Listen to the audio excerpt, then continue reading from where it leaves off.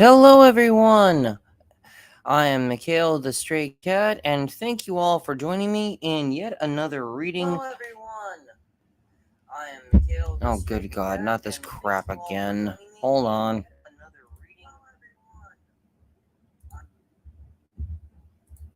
Okay, there we go. Hi. Yay for technical difficulties. My bad. Hello, everyone, and I am Mikhail the Stray Cat, and thank you yet again for joining me in the next of a series of readings from Thomas Sowell's Basic Economics.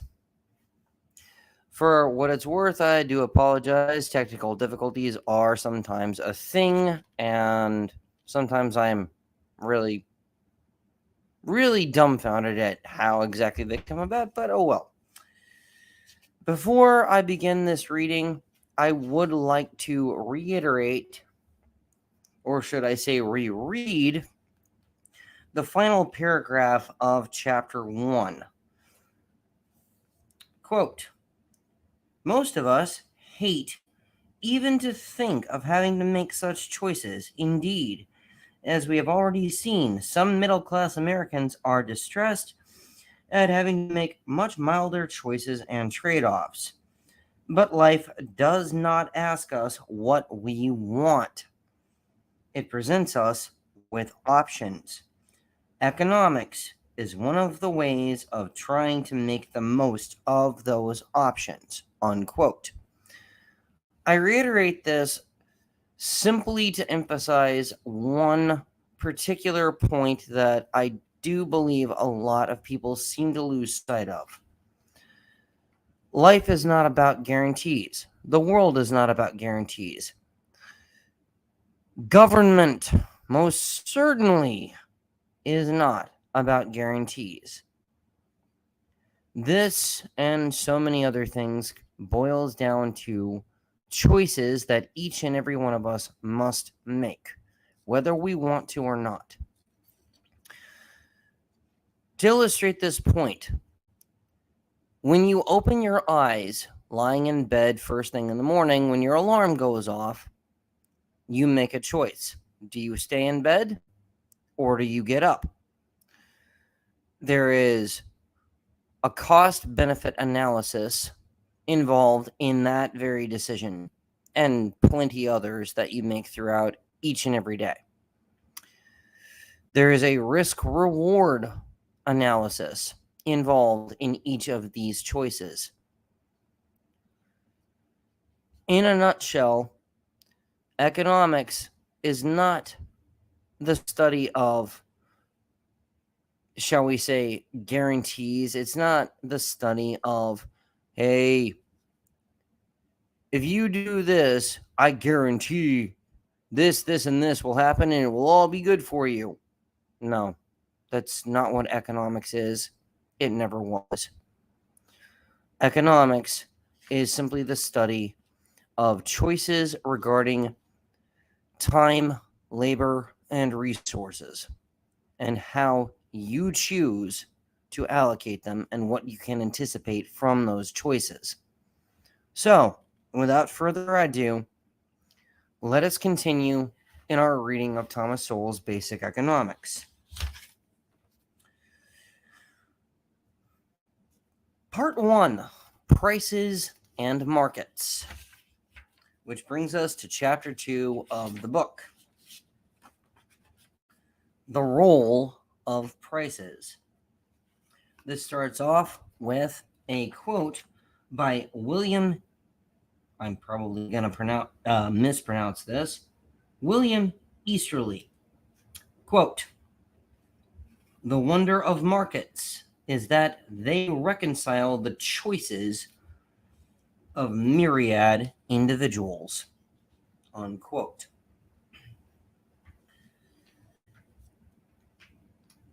Since we know that the key task facing any economy is the allocation of scarce resources which have alternative uses, the next question is, how does an economy do that? Different kinds of economies obviously do it differently.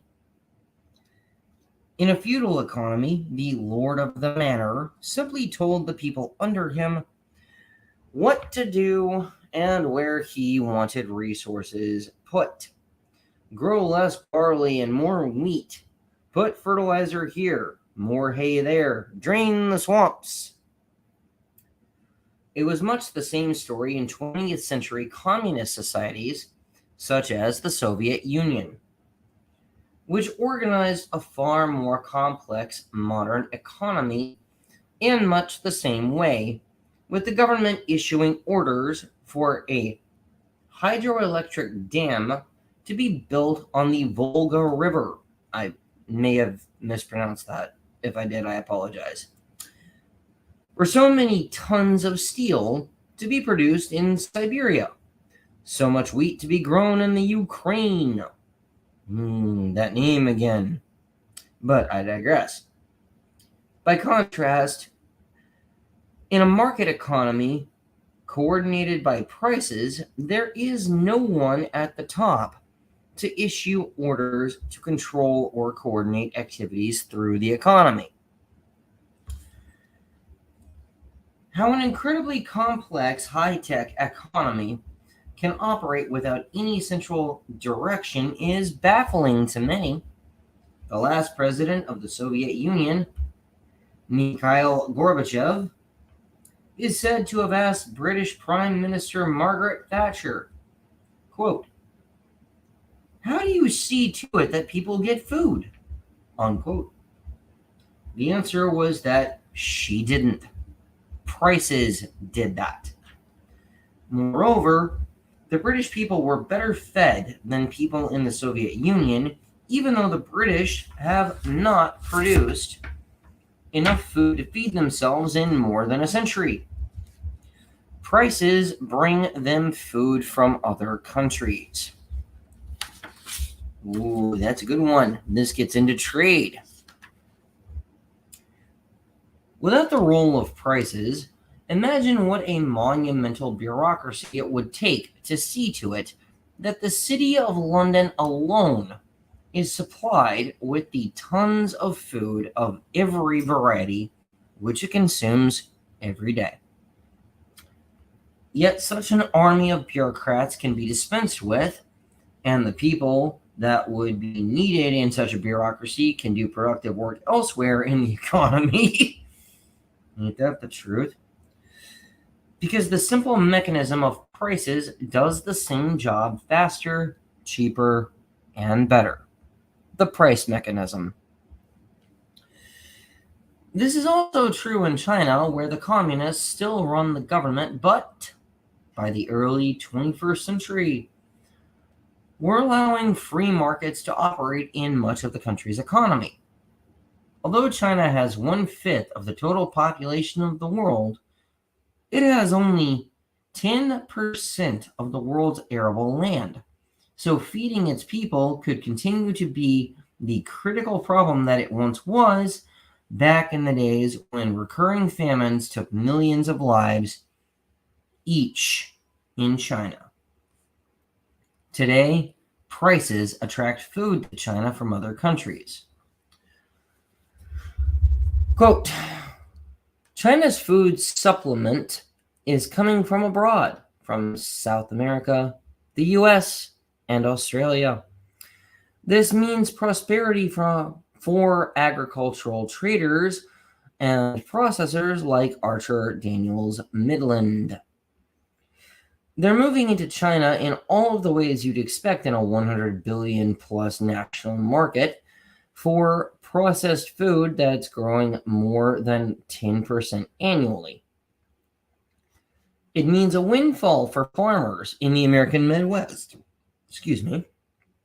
The American Midwest, who are enjoying soybean prices that have risen about 2/3 from what they were a year ago. It means a better diet for the Chinese, who have raised their caloric intake by 1/3 in the past quarter century. End of quote. Given the attractive power of prices, the American Fried Chicken Company, KFC, I'm sure we've all dined there at least at one point or another, was by the early 21st century making more sales in China than in the US. China's per capita consumption of dairy products nearly doubled in just 5 years. A study estimated that 1/4 of the adults in China were overweight. Not a good thing in itself, but a heartening development in a country once afflicted with recurring famines. Economic decision making. The fact that no given individual or set of individuals controls or coordinates all the innumerable economic activities in a market economy does not mean that these things just happen randomly or chaotically. Each consumer, producer, retailer, landlord, or worker makes individual transactions with other individuals on whatever terms they can mutually agree on. Prices convey those terms, not just to the particular individuals immediately involved, but throughout the whole economic system, and indeed, throughout the world.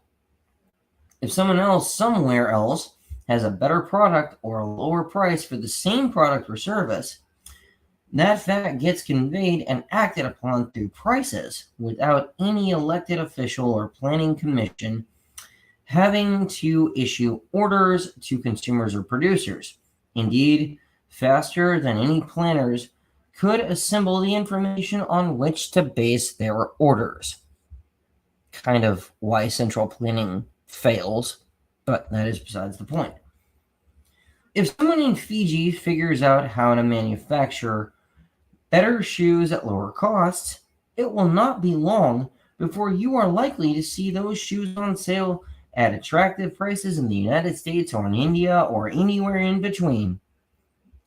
After the Second World War ended, Americans could begin buying cameras from Japan, whether or not officials in Washington were even aware at that time that the Japanese made cameras. Given that any modern economy has millions of products, it is too much to expect the leaders of any country to even know what all those products are, much less know how much of each resource should be allocated to the production of each of those millions of products. Prices play a crucial role in determining how much of each resource gets used where and how the resulting products get transferred to millions of people. Yet this role is seldom understood by the public, and it is often disregarded entirely by politicians. Prime Minister Margaret Thatcher, in her memoir, said that Mikhail Gorbachev, quote, had little understanding of economics, unquote, even though he was at that time the leader of the largest nation on earth. Unfortunately, he was not unique in that regard. The same could be said of many other national leaders around the world, in countries large and small, democratic and undemocratic. In countries where prices coordinate economic activities automatically, that lack of knowledge of economics does not matter nearly as much as in countries where political leaders try to direct and coordinate economic activities. Many people see prices as simply obstacles to their getting the things they want. Those who would like to live in a beachfront home, for example, may abandon such plans when they discover how extremely expensive beachfront property can be. But high prices are not the reason we cannot all live in beachfront houses. On the contrary, the inherent reality is that there are not nearly enough beachfront homes to go around, and prices simply convey that underlying reality. When many people bid for relatively few homes, those homes become very expensive because of supply and demand. But it is not the prices that cause the scarcity. There would be the same scarcity under feudalism or socialism or in a tribal society. If the government today were to come up with a plan for universal access, oh, we love that word universal, don't we? To beachfront homes and put caps on the prices that could be charged for such property, that would not change the underlying reality of the extremely high ratio of people to beachfront land. With a given population and a given amount of beachfront property, rationing without prices would have to take place by bureaucratic fiat, political favoritism, or random chance. But the rationing would still have to take place. Even if the government were to decree that beachfront homes were a basic right, looking at you, universal health care is a fundamental human right, crowd, looking at you guys, beachfront homes were a basic right of all members of society, that would still not change the underlying scarcity in the slightest. Prices are like messengers conveying news, sometimes bad news, in the case of beachfront property desired by far more people than can possibly live at the beach, but often also good news. For example, computers have been getting both cheaper and better at a very rapid rate as a result of technological advances. Yet the vast majority of beneficiaries of those high-tech advances have not the foggiest idea of just what specifically those technological changes are. But prices convey to them the end results, which are all that matter for their own decision making and their own enhanced productivity and general well-being from using computers. Kind of like what I'm doing now just to host this very stream. Similarly, if vast new rich iron ore deposits were suddenly discovered somewhere, perhaps no more than 1% of the population would be likely to be aware of it. But everyone would discover that things made of steel were becoming cheaper. People thinking of buying desks, for example, would discover that steel desks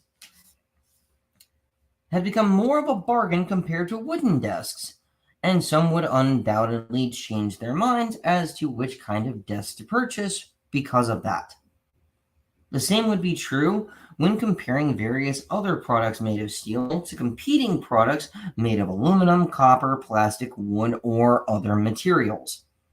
In short, price changes would enable a whole society, indeed, consumers around the world, to adjust automatically to a greater abundance of known iron ore deposits, even if 99% of those consumers were wholly unaware of the new discovery. Prices are not just ways of transferring money. Their primary role is to provide financial incentives to affect behavior in the use of resources and the resulting products. Prices not only guide consumers, they guide producers as well. When all is said and done, producers cannot possibly know what millions of different consumers want.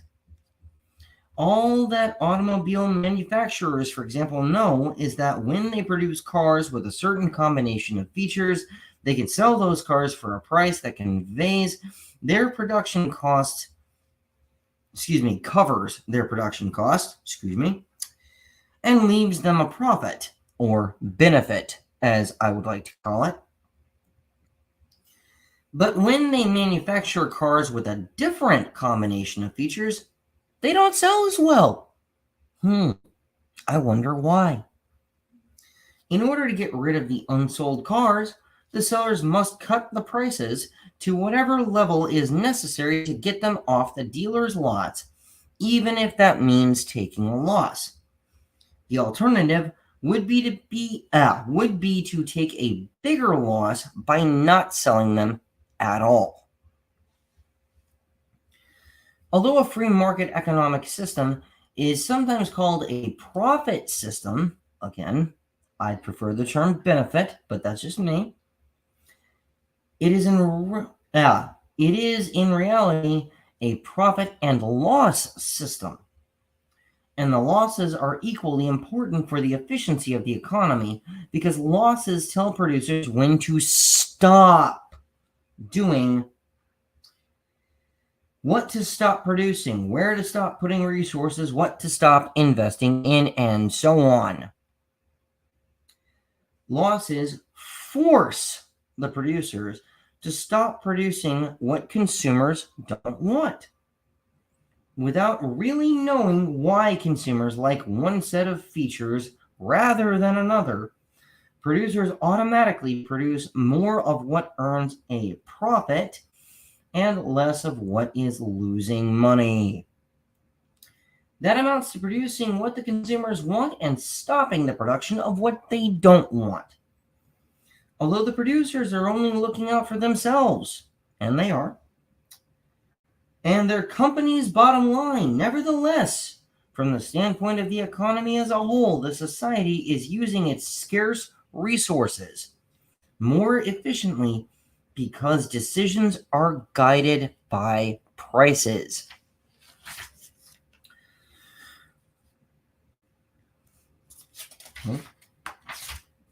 Prices formed a worldwide web of communication long before there was an internet.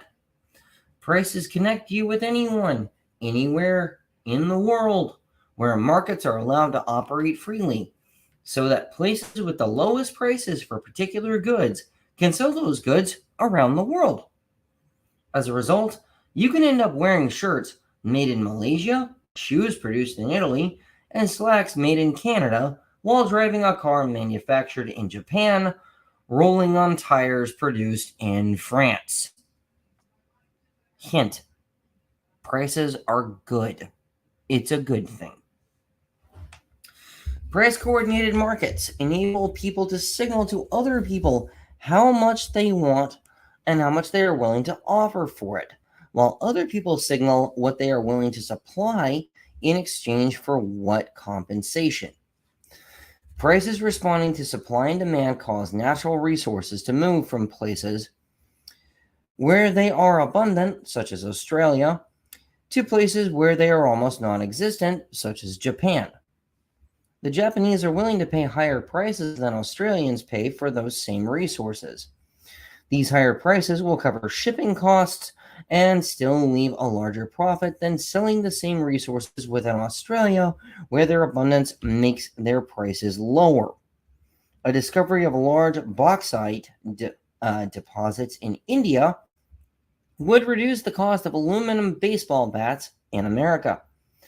A disastrous failure of the wheat crop in Argentina would raise the incomes of farmers in Ukraine, who would now find more demand for their wheat in the world market and therefore higher prices.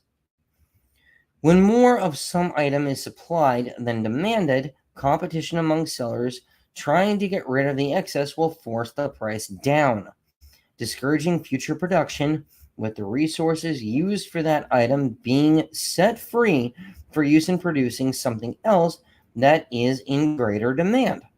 Conversely, when the demand for a particular item exceeds the existing supply, rising prices due to competition among consumers encourage more production, drawing resources away from other parts of the economy to accomplish that. The significance of free market prices in the allocation of resources can be seen more clearly by looking at situations where prices are not allowed to perform their function. During the era of the government-directed economy of the Soviet Union, for example, prices were not set by supply and demand, but by central planners who sent resources to their various uses by direct commands supplemented by prices that the planners raised or lowered as they saw fit. Two Soviet economists, I'm probably going to mispronounce these, Nikolai Shmelev I'm probably butchering that. And Vladimir Popov described a situation in which their government raised the price it would pay for moleskins, leading hunters to get and sell more of them. I quote, "State purchases increased, and now all the distribution centers are filled with these pelts.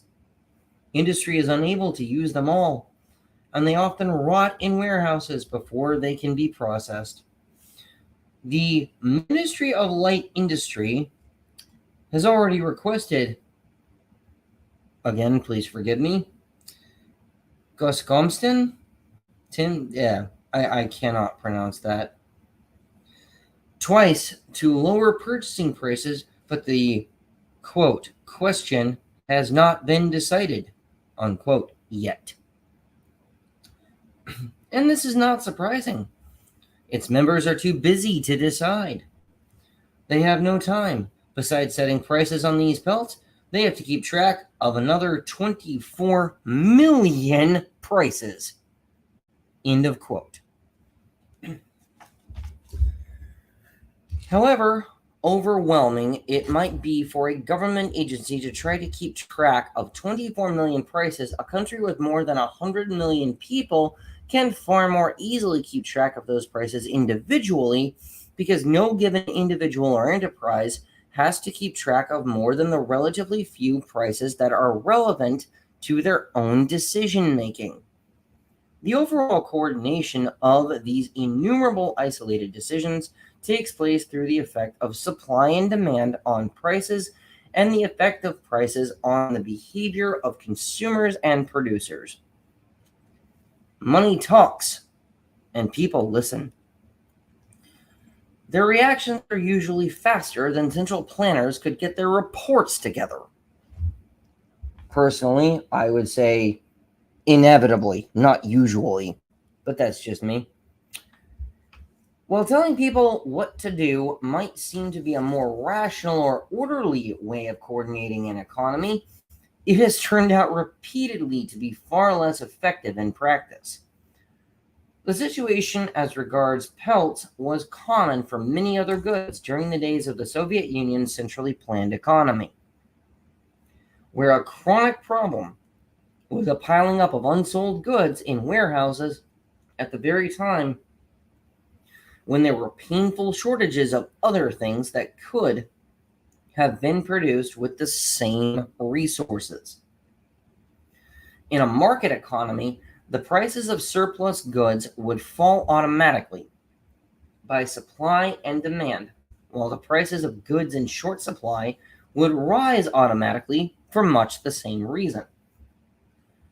The net result being a shifting of resources from the former to the latter, again automatically, as producers seek to gain profits and avoid losses. The problem was not that particular planners made particular mistakes in the Soviet Union or in other planned economies. Whatever the mistakes made by central planners, there are mistakes made in all kinds of economic systems, capitalist, socialist, or whatever. Excuse me for a moment. The more fundamental problem with central planning has been that the task taken on has repeatedly proven to be too much for human beings in whatever country that task has been taken on. As Soviet economists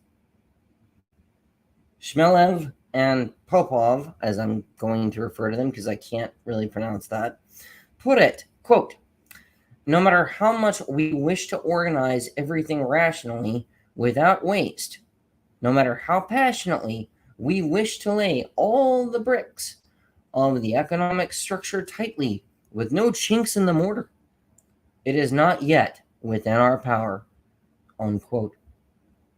Prices and costs. Prices in a market economy are not simply numbers plucked out of the air or arbitrarily set by sellers.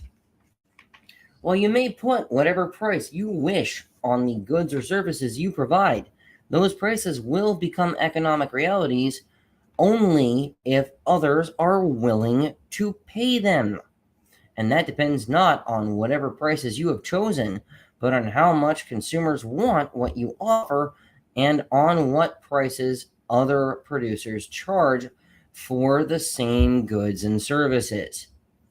Even if you produce something that would be worth $100 to a customer and offer it for sale at $80, that customer will still not buy it from you if another producer offers the same thing for $70. Obvious as all this may seem, its implications are not at all obvious to some people. Those who blame high prices on greed, for example, for that implies that a seller can set prices at will and make sales at those arbitrary prices. For example, a front page newspaper story in the Arizona Republic began, quote, "Greed drove metropolitan Phoenix's home prices and sales to new records in 2005. Fear is driving the market this year," unquote. This implies that lower prices meant less greed rather than changed circumstances that reduce the seller's ability to charge the same prices as before and still make sales. The changed circumstances in this case included the fact that homes for sale in Phoenix remained on the market longer before being sold than during the year before, and the fact that home builders were, quote, struggling to sell even deeply discounted new homes, unquote. There was not the slightest indication that sellers were any less interested in getting as much money as they could for the houses they sold. That is, that they were any less greedy. Competition in the market is what limits how much anyone can change and still makes, how much anyone can charge and still make sales. So what is at issue is not anyone's disposition, whether greedy or not, but what the circumstances of the market cause to happen. A seller's feelings, whether greedy or not, tell us nothing about what the buyer will be willing to pay. Resource allocation by prices. We now need to look more closely at the process by which prices allocate scarce resources that have alternative uses. The situation where the consumers want product A and don't want product B is the simplest example of how prices lead to efficiency in the use of scarce resources. But prices are equally important in more common and more complex situations, where consumers want both A and B, as well as many other things, some of which require the same ingredients in their production. For example, consumers not only want cheese, they also want ice cream and yogurt, as well as other products made from milk. How do prices help the economy to determine how much milk should go to each of these products? In paying for cheese, ice cream, and yogurt, consumers are, in effect, also bidding indirectly for the milk from which these products are produced. In other words, money that comes in from the sales of these products is what enables the producers to again buy milk to use to continue making their respective products. When the demand for cheese goes up, cheesemakers use their additional revenue to bid away some of the milk that before went into making ice cream or yogurt in order to increase the output of their own product to meet the rising demand. When the cheesemakers demand more milk, this increased demand forces up the price of milk to everyone, including the producers of ice cream and yogurt. As the producers of these other products raise the prices of ice cream and yogurt to cover the higher cost of the milk that goes into them, consumers are likely to buy less of these other dairy products at these higher prices. How will each producer know just how much milk to buy? Obviously, they will buy only as much milk as will repay its higher costs from the higher prices of these dairy products. If consumers who buy ice cream are not as discouraged by rising prices as consumers of yogurt are, then very little of the additional milk that goes into making more cheese will come from a reduced production of ice cream, and more will come from a reduced production of yogurt.